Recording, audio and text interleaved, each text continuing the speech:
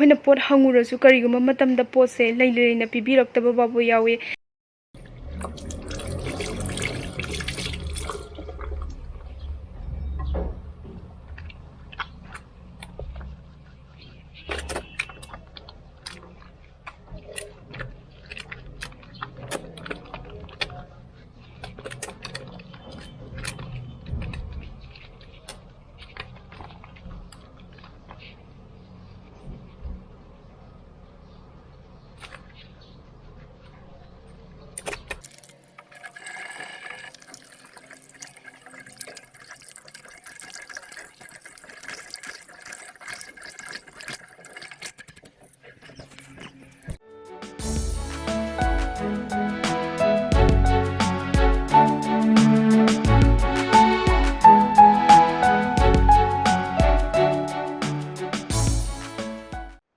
ma'am ngasi video sidi ichalamana video sibu share tawbiu haiduna request tawrpadagi aina si video se semjabani ado mana tharakiba request tudi numit nini humni gi mangda tharakibani adu ai gi thabak achin manamram moiraga aina video se thagat pangam hodre magna 3-4 days ki mamangda tharakiba video je aina ngasi upload tawbusida chana daba point khara yawbusu yai adubu yamna valid oiriba hujujikchu yamna chana riba point myam am yawi chelsina haibada adu ai myam upload tawjarake myam yengminasi adu mamangda ai kenom tanga haijaramge khoi myam su loina bakti khangbiramani hojik virus ina maram moiraga prithvi gi mafam khudi makta hiram khudi makta hojik awab loina bak nangnar bangakane adubu akhoi gi state manipur je ina kera khulaba lebak tinate pasha paidaba lebak ta manipur sisu chingi ado akhoi gi lengak na hojik lokhalak iba khongthang myam sidi myam ju ubiramani tv da pau da facebook da kaida myam ubiramani akhoi gi lengak myam kanna honari mapan da lei ba ichilenau myam iricha myam sibu akhoi manipur da pura aga khara da orsu saphagadra na kanna honari kusila kusil leptri hojik myam pauloi tabiramani ngasi video sidi sumatangi ngasai ichal sina mahaki problem myam ama mana haiba kari maramna kamain torga face story no na haiba singdo adu ai ucharamge myam mahaki video do upload tawjarake aduga tasengna haiba da live one face story problem du tasengna sina hakthengna na face story ba mioi dadi tasengna waramgani ai aingonda tawdabni na aina phawriba feeling se si hakthengna na thengnaruba mi dugadi manaroi adurgasu khara makhaidi ai phawbu ngame mahakna kamaina phawrumgadage habdo mina wahai me amdo seasoner ko kanda ado me am mokhoi bu support tawbiu ai video se hapjarage खुरुमजरे पाबुंग बिरेन अमदी Manipur government की थौ पुबिरब मयाम पुनमकपु मियेंग चिंगसिनजदुना वही खरा थमजगे ngasi Delhi से हमना खुदोंचादबा मयाम अमा मायोकनरी हौजिक अदुदगी हेन्ना खुदोंचादबा मयाम अमा मायोकनगदोरे दिल्ली से रेड जोन ओइरे अदुगी मथक्ता कंट्री सिगी ओइना हाई अलर्ट ओइबा स्टेट अमने अदुदा अखोइना हौजिक लेबा कांदा अखोइना नुंगतिगी चंगदबा याद्रबा पोटलम मयाम अमा लेरी चाबा थकपा इसिंग थकनबा इसिंग मयाम अमा से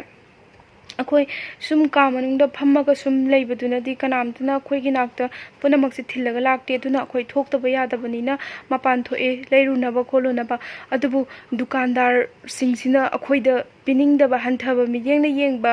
से हानदगी दुम खोइ नॉर्थ मसाजिंग दा अदुम रेसिस्ट तौबिरगा लाए अदु हौजिकना हेना अमुका हेना मोइगी मियेंगदो अखोइदा यामना तुकुचना हंगोइना येंगबा अमदा अमरोमदा अमुका ओंथोखरे अदुदुगा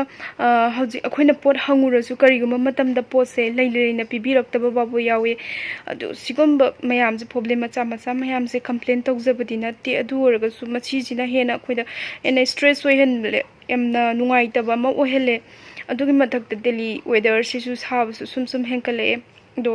हानदी सारगसु मपान थोक्तना खोतना थबुक चतना हंचिलांगनबो होनबने दो हौजिकेन मदुसु याबा नतबनिना अखोय दो ngamna budi leiri adu oragasu chaba thakpaje phajana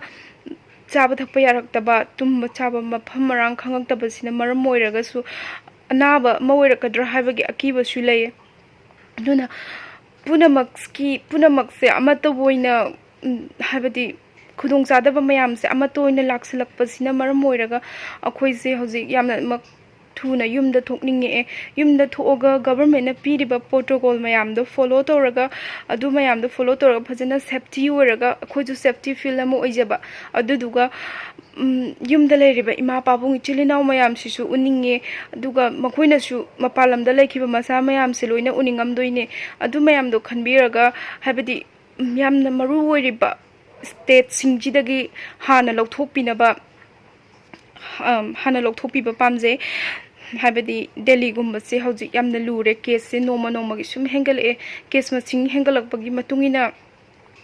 मिसी मिना सिबजु हेंगले अदुना कनाना करी ओइरमदुइनो हाबजे अखोजु यामना चिंगनै मपान थोकपा मतमदा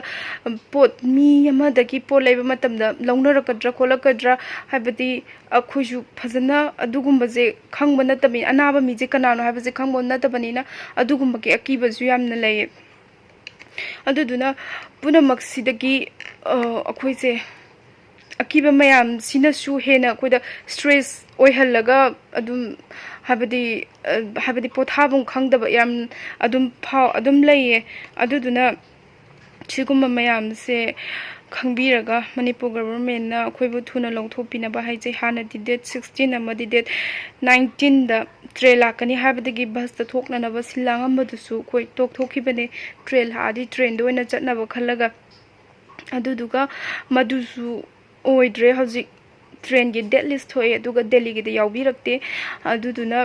दिल्ली अदुदुना मखोइनदि यारिङै दिल्ली से हाना मियेंग चंगहन्निङे हाबदि मुंबई दिल्ली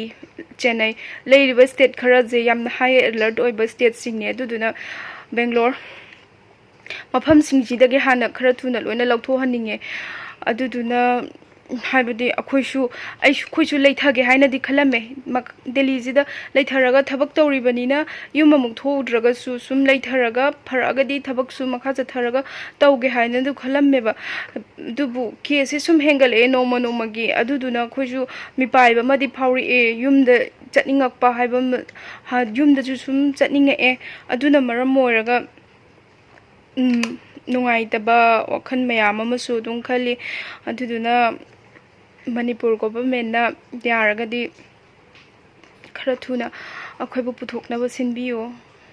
हाबदि कंडीशन जिना हेना लुसलक्ट्रिङैदा पुथोपियो नत्रगदि कंडीशन हेना लुसनग्रगा अमुक पुथोकपा यादबगी फिबम अमदा लागदि अदुना अमुक हेना यामना खुदोंग चादबा मयाम मायोकनरगा अदुना कइनोमा ओइख्रगनी अदु ओइद्रिङै मरक्सिदा हौजिक यारिङै सिदा हाना मरु ओइबा स्टेट सिंगजिदगी पुथोकपिनबा हाइजरी थैंक यू अदुगा मपान दे लेबिरिबा इचिलिनाव सिंगना युमदा थोलकपगी डिसीजन जे लौब कांदा standard operating procedure SOP ma'am दो फजना ngaga लापियु सोशल डिस्टेंसिंग न चिंगबा मास्क उपा हैंड सैनिटाइजर सिजनबा सि मैम से लोइबक सिजनरगा थोकपिरो अदुगा युमदा थोअगे हाइबगी डिसीजन जे लौब कांदा यामना मुन्ना खंथरगा लौबियो आई इसा से आई जे यामना खुदोंग चाद्रे हाइरबा कांदा युम थोकपगी डिसीजन दो लौबियो आइना लेजरिबा मफमदुदा लेरिङैदा नारमदबा अदुगा युम थोकपगी जर्नी दा नाबा याउदब नते जर्नी दा नारकपा याउदब नते मैम जर्नी हाइसिदबु मी मैम अमगा मफम के आमदगी मी मैम अमगा पुल्लगा लाक्तोइने अदुनने SOP सिंगदो फजना फॉलो तौबियोना आइना हाइजरिसे मालेम पुंबगी ओइना यामना लुरबा तानफम लानगा चप मानबा सिचुएशन सिदा अखोइ मणिपुर गवर्नमेंट ना प्रोएक्टिव ओइना थबक मैम अमा लखत पिरकपसे सि आइगी साइड तगी याम हराउबो नुवाइबो फोंदोकचरी अदुगा मैम यामबसु यामद्रबसु गवर्नमेंट की साइड तगी लखत पिरैबा थौदा पिरैबा मैम पुमनमपु थैंक यू सो मच मसी हायरगा ngasi वीडियो जे लोसिनजरगे मैम सोइदना मैम इचल सिगी वीडियो जिबो शेयर तौबिगनी ना यासा तौजगे बाय बाय एनीवेज मैम जो सेफ ओइना लेबियो स्टे होम स्टे सेफ